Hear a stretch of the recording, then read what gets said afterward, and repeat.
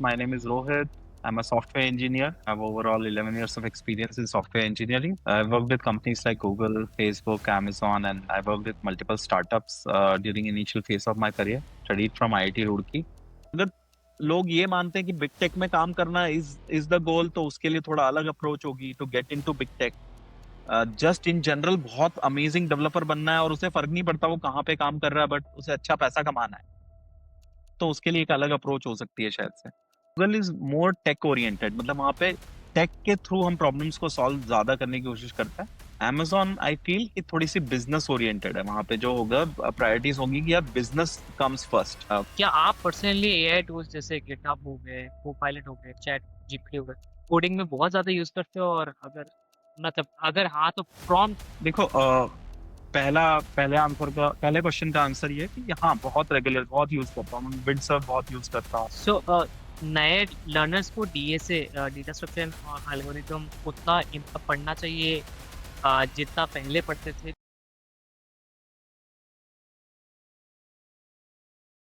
Hi everyone, today with us is Rohit. Rohit है आज हमारे साथ एंड रोहित के साथ काफी ज्यादा बातचीत होगा। सबसे पहले तो welcome Rohit to all about success. And Rohit की जर्नी काफ़ी ज़्यादा इंस्पायरिंग है। एंड रोहित आईआईटी से है and he work in Google, Amazon.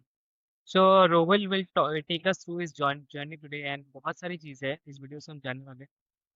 So over to you Rohit and welcome to all about success. Hi, Viprajit. Thank you so much for inviting me to your podcast. Yeah, I'll hope we had a good discussion. I'll just give a quick introduction about myself. My name is Rohit. I'm a software engineer. I have overall 11 years of experience in software engineering. I've worked with companies like Google, Facebook, Amazon, and I worked with multiple startups during initial phase of my career. Studied from IIT Roorkee. Yeah, that's a high level overview about myself. And I am from Bhopal, Madhya Pradesh. Currently living in Bangalore. Okay, Rohit मुझे बताइए कि जब आप IIT में क्या सोचा था, future में क्या बनोगे? क्या आज वही बन गए वो? Like how was the plan panned out for you? Was it a plan completely? तो आईआईटी में एक ही चीज थी कि जॉब लग जाए, उतनी ही सोच थी कि बस जॉब लग। आई गेस वो तो अचीव कर ही लिया, जॉब कर रहा हूँ मैं कहीं ना कहीं। आईआईटी में इतना सब नहीं सोचा था कि कहाँ कौन सी कंपनी में जॉब करना है, गूगल में, फेसबुक में, ये सब नहीं सोचा था। जॉब के लिए बहुत स्ट्रेस में थे। ऑलमोस्ट मेरे ख्याल से सारे ही हमारे क्लासमेट्स जॉब को लेकर काफी परेशान थे प्लेसमेंट सीजन में। ताकि जब प्लेसमेंट हो गया देन वी रियलाइज कि इतना परेशान होने की भी जरूरत। बट हाँ, जो जो सोचा था कॉलेज में कि हाँ जॉब लग जानी चाहिए, जॉब लग गई, तो I am happy about it. ऐसा कोई प्लान नहीं था कि एंटरप्रेन्योरशिप का भी कीड़ा था अंदर? क्योंकि आईआईटियंस नहीं, मैंने देखा है कि उनका भी ये रहता है कभी कभार कि चलो वो भी ट्राई कर लेते हैं। नहीं, नहीं, मेरा मेरा वैसा कुछ भी नहीं था एंटरप्रेन्योरशिप के बारे में, या कुछ स्टार्टअप करना बिल्कुल भी नहीं था। सिर्फ जॉब चाहिए थी। सो लाइक आज आप काम कर चुके हैं गूगल और अमेजन, दोनों में काम कर चुके हो आप, तो दो वास्ट एक्सपीरियंस भी रह चुके। दोनों का अपना अपना अलग एक्सपीरियंस है। मतलब गूगल का डेफिनेटली एक डिफरेंट काइंड ऑफ एक्सपीरियंस है, वर्क वाइज और कल्चर वाइज। दोनों में काफी, दोनों कंपनीज में काफी डिफरेंसेस है। amazon में अगर कल्चर को समझना है तो amazon के अपने लीडरशिप प्रिंसिपल्स हैं जो ऑनलाइन अवेलेबल है। People can read about those 14 amazon leadership principle. तो कोई भी गूगल कर सकता है। And I would highly recommend everyone to read those leadership principle by amazon। से गूगल के भी अपने लीडरशिप प्रिंसिपल है। बेसिकली ये कंपनीज अपने लीडरशिप प्रिंसिपल पे चलती है, उनको फॉलो करने की करती है, हमेशा से कल्चर ढालने की कोशिश करती है कंपनी में। देन दूसरे एक्सपीरियंसेस, जो दूसरे डिफरेंसेस है, आई गेस वर्क वाइज है। गूगल बहुत ज्यादा एम्प्लॉय फ्रेंडली और एम्प्लॉय बेनिफिट्स बहुत ज्यादा है गूगल में compare to amazon। Work wise also I think quality of work I guess more or less similar है दोनों कंपनीज में। But Google is more tech oriented, मतलब वहां पे टेक के थ्रू हम प्रॉब्लम्स को सॉल्व ज्यादा करने की कोशिश करता है। amazon आई फील कि थोड़ी सी बिजनेस ओरिएंटेड है, वहां पे जो होगा प्रायोरिटीज होंगी कि यार बिजनेस कम्स फर्स्ट। गूगल में maybe tech come first. 10-15% का डिफरेंसेस हो सकता है इस इस पर्टिकुलर चीज पे। ये तो मोर और लेस सेम ही है। कल्चर कितनी ज़्यादा इम्पोर्टेंट है एक कंपनी में?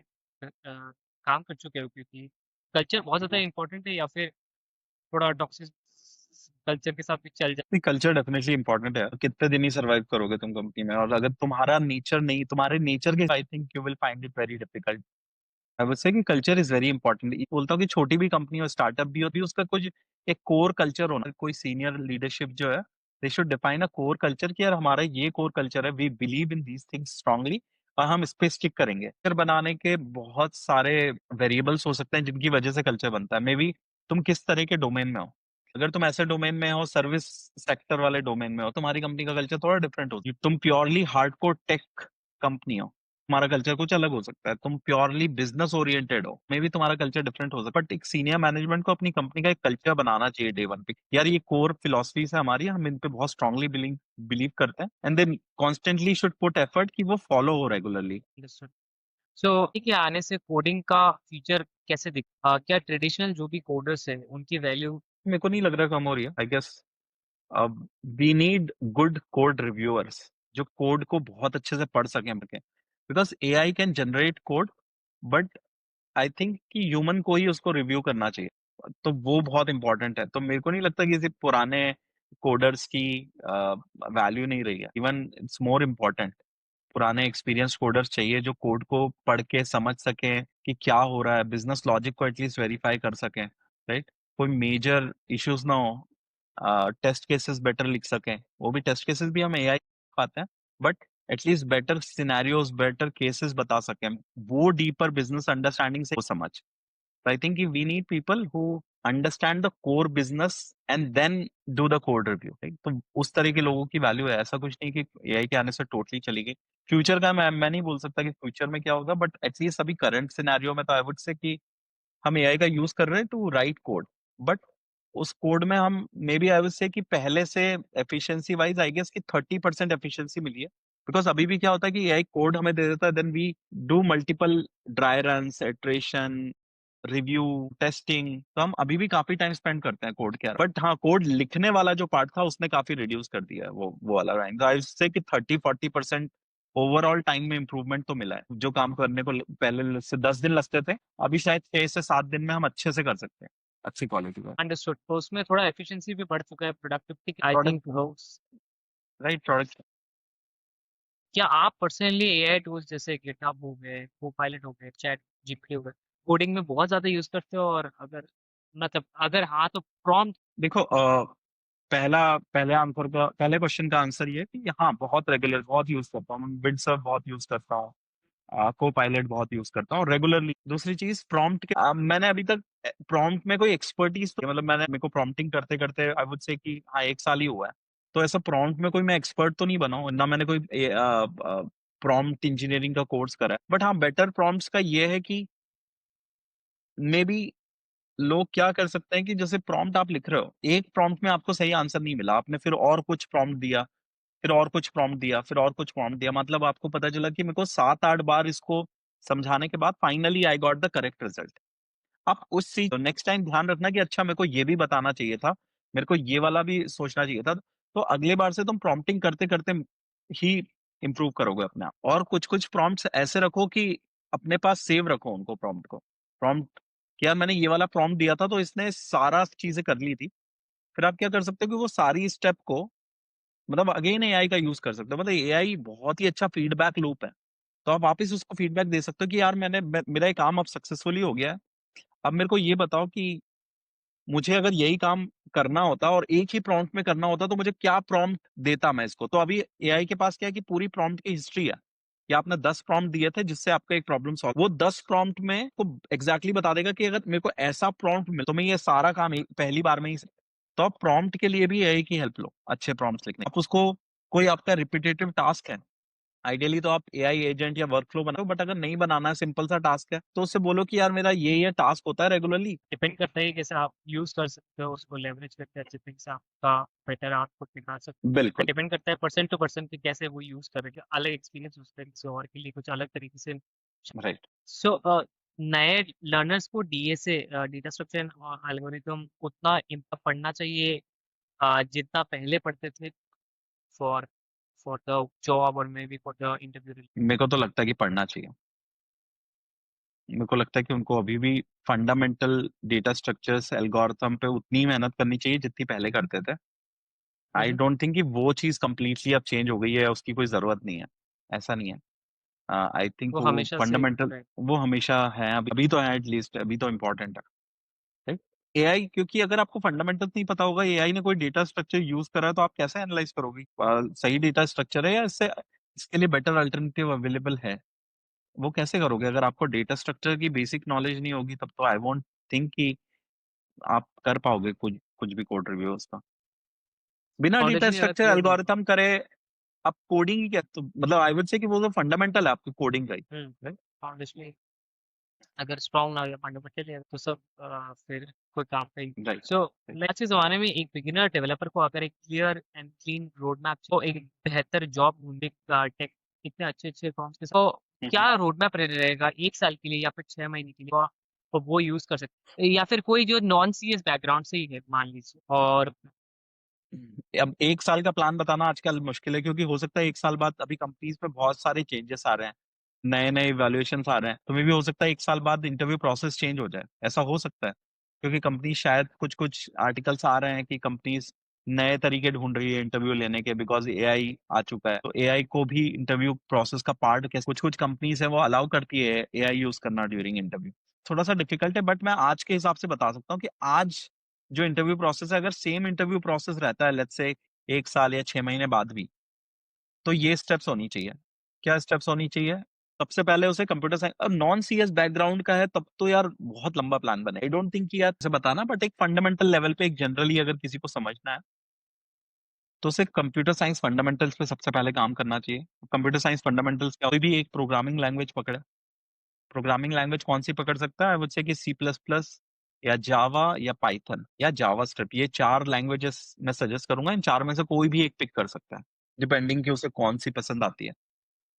एक प्रोग्रामिंग लैंग्वेज पकड़े, स्ट्रॉन्ग कमांड करे, मतलब बहुत स्ट्रॉन्ग कमांड होनी चाहिए उसकी उस प्रोग्रामिंग लैंग्वेज पे, उसे हर तरह के सिंटेक्स, हर तरह की टेक्निक्स और हर तरह के डेटा स्ट्रक्चर्स जो अवेलेबल हैं, कॉमन लाइब्रेरीज हैं उसमें, उन सब की। दूसरी चीज, कंप्यूटर्स ये नेटवर्क्स फंडामेंटल पढ़ने चाहिए अच्छे से।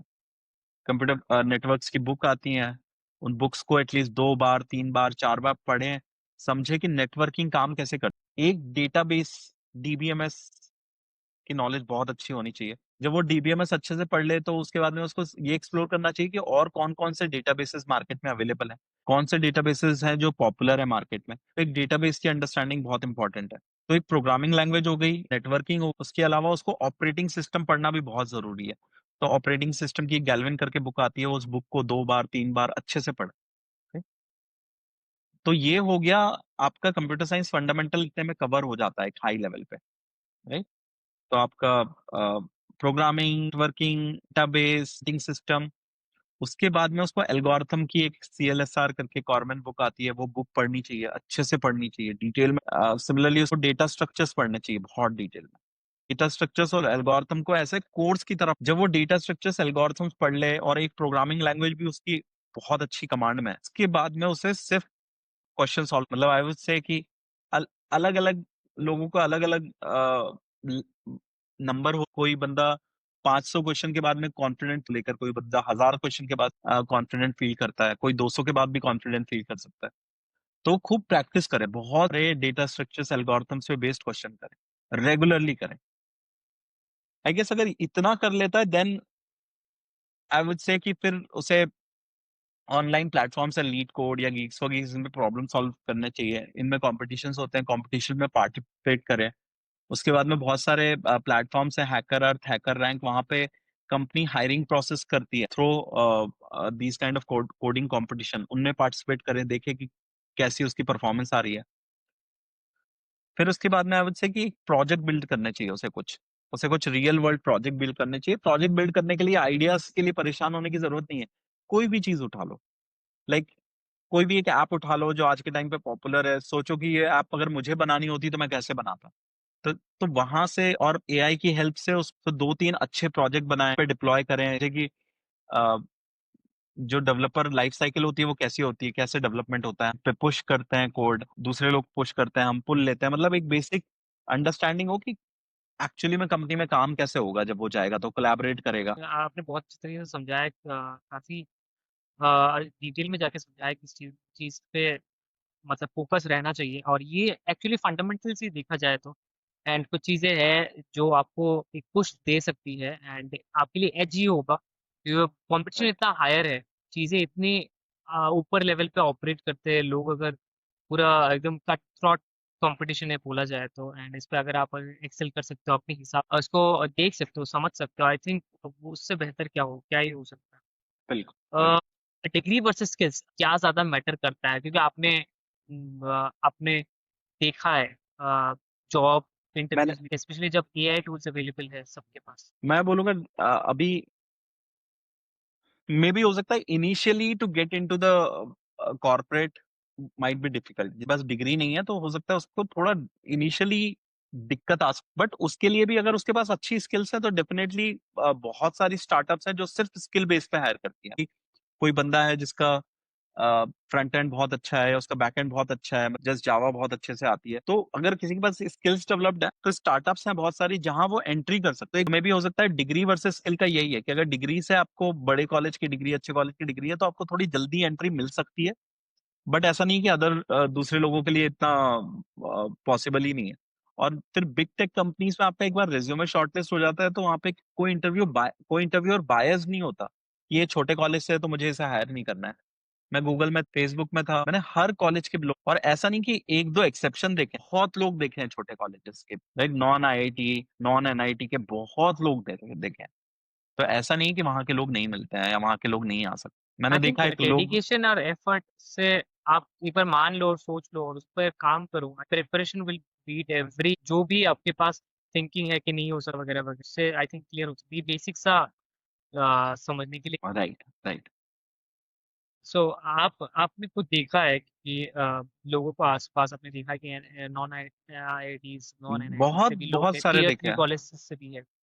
टियर 3 कॉलेज, टियर 2 सिटी, बहुत सारे लोग देखे। सो आपके हिसाब से अगर एवरेज प्रोग्रामर को टॉप 1% डेवलपर बन, क्या सोच या माइंडसेट चाहिए हो? आपको लगता है कि हाँ, वो टॉप 1% में शामिल होने के लिए ये कुछ चीजें हैं जो काम पे अगर लाया जाए बेहतर रिजल्ट या आउटपुट दे सकते हाँ यार, ऐसा कुछ टॉप 1% टाइप की कुछ चीज होती नहीं है। देखो, थोड़ा लक फैक्टर भी होता है। आई वोंट से कि कोई टॉप 1% में है तो वो जरूरी है कि वो बेस्ट कोडर है। कोई स्टार्टअप में काम कर रहा है बट हो सकता है कि बहुत अच्छा कोडर हो। ऐसे बहुत एग्जांपल्स देखे हैं मैंने। मे बी कोई ऐसा मिल सकता है डेवलपर जो डीएसए वगैरह, उसको नहीं पसंद है डीएसए करना, राइट? तो वो हो सकता है किसी छोटी कंपनी में काम कर रहा हो सकता है कि गूगल या फेसबुक या अमेजोन का इंटरव्यू कभी क्रैक ही ना कर पाए क्योंकि उसका इंटरेस्ट नहीं है डीएसए में, बट उसका डेवलपमेंट में बहुत इंटरेस्ट है। बहुत गजब का एंड्रॉइड डेवलपर है, वो बहुत गजब का फ्रंट एंड इंजीनियर है, राइट? बट उसको डीएसए नहीं आती। ये सारी कंपनीज का ना क्राइटेरिया है, एटलीस्ट बिग टेक कंपनीज का क्राइटेरिया ही डीएसए है कि first criteria, first hurdle is DSA. वैसे बहुत सारे लोग मिलेंगे। आई वॉन्ट से कि ये लोग फर्स्ट परसेंट 1% में, वो मैं बिलीव नहीं करता ऐसा 1%, मतलब एटलीस्ट इस इंडस्ट्री में तो ऐसा कुछ भी नहीं है 1% टाइप। बाकी बाकी आंसर थोड़ा वेरी करेगा कि डिपेंडिंग कि अगर लोग ये मानते हैं कि बिग टेक में काम करना इज द गोल तो उसके लिए थोड़ा अलग अप्रोच होगी to get into big tech. Just in general बहुत अमेजिंग डेवलपर बनना है और उसे फर्क नहीं पड़ता वो कहाँ पे काम कर रहा है, बट उसे अच्छा पैसा कमाना है, तो उसके लिए एक अलग अप्रोच हो सकती है शायद से, राइट? और एक कॉमन पार्ट भी है जहाँ पे ऐसा बंदा भी हो सकता है जो जो बहुत वो स्किल्स भी सेम टाइम पे डेवलप कर रहा है और डीएसए भी उसका अच्छा है, तो भी बहुत लोग मिलेंगे, राइट? बट बड़ी का जनरली ट्रेड यही है कि वो डीएसए आपका बहुत स्ट्रांग होना चाहिए। और जैसे जैसे आप सीनियर लेवल पे जाते हो तो दूसरी चीजें भी आती हैं फिर, leadership qualities, system design understanding, distributed system understanding, आप कितना large scale system design, large scale software development को आप कैसे हैंडल करते हो, वो सारी अंडरस्टैंडिंग ज्यादा इंपॉर्टेंट हो जाती है एक एक सर्टेन लेवल के बाद, right? But initial barrier is data structures and algorithms और आपकी कोडिंग स्किल्स, राइट? अगर वो बहुत अच्छी है आपकी तो आई गेस इनिशियल बैरियर वही है। तो अगर किसी को बनना है वैसा, बिग टेक कंपनीज में जाना है, तो आई वुड से कि उनको मैंने बता ही चुका हूँ। मैं वो रोड मैप आई गेस मैं रिपीट करने की जरूरत नहीं है, वो मैं बता चुका हूँ कि उसको कोडिंग पे और कंप्यूटर साइंस फंडामेंटल्स। सो आप क्या रेगुलर प्रोडक्टिविटी हैक हमेशा, क्योंकि अपडेटेड रहना पड़ता है टूल्स टेक्नोलॉजीज के साथ, कि क्योंकि अगर नहीं अपडेटेड रहे तो पीछे शायद छूट सकते हैं, and this is so tough in today's world. So how do you keep yourself updated in the most underrated, you can call it, productivity hack जो आपके काम आ जाता या पहले मैं ऐसा सोचता था कि पढ़ेंगे नहीं तो पीछे रह जाएंगे या क्या।